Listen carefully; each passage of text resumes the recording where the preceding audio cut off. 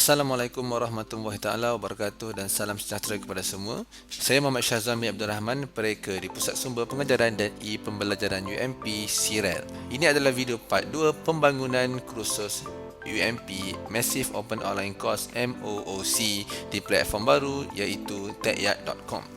Di video sebelum ini, anda telah berjaya untuk membuka akaun anda dan juga apply untuk menjadi instruktur kursus MOOC di platform baru. Kini aplikasi anda untuk menjadi pembangun kursus UMP MOOC sudah berjaya. Ikuti step-step seterusnya untuk anda membangunkan kursus MOOC anda. Selepas SIREL approvekan anda menjadi instruktur, anda punya application akan bertukar menjadi seperti ini. You are the instructor at UMP Online My Academy. Anda mempunyai ini features di techyard.com iaitu features instructor. Step pertama adalah anda perlu pergi ke instructor dan klik My Curriculum. Seterusnya anda perlu klik di Full MOOC. Di sini adalah kos anda. Ini adalah sampel kursus kalkulus, tetapi ia bergantung kepada kursus anda. Jika kursus anda adalah kursus seperti numerical methods, di paparan ini yang dia paparkan adalah kursus numerical methods. Jadi perkara seterusnya adalah anda perlu klik di kursus anda untuk menambahkan isi kandungan untuk kursus anda. Ini adalah kursus MOOC numerical methods di mana tiada lagi isi kandungan yang dihasilkan.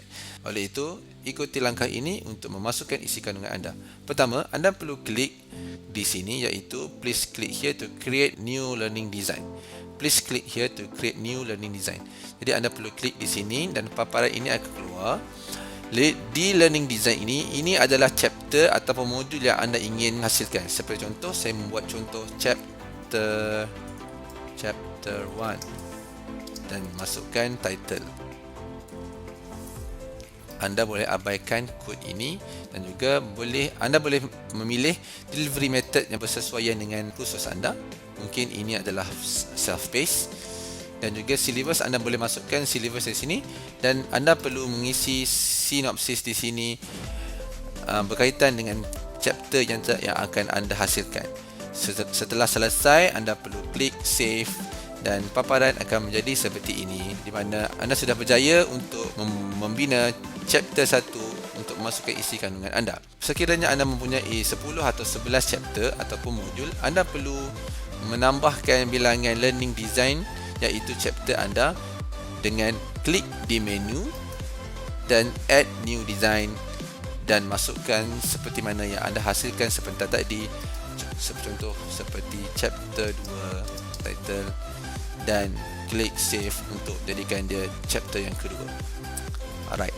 So, seterusnya, untuk anda menambah konten ataupun isi kandungan, anda perlu klik di please click here to create unit.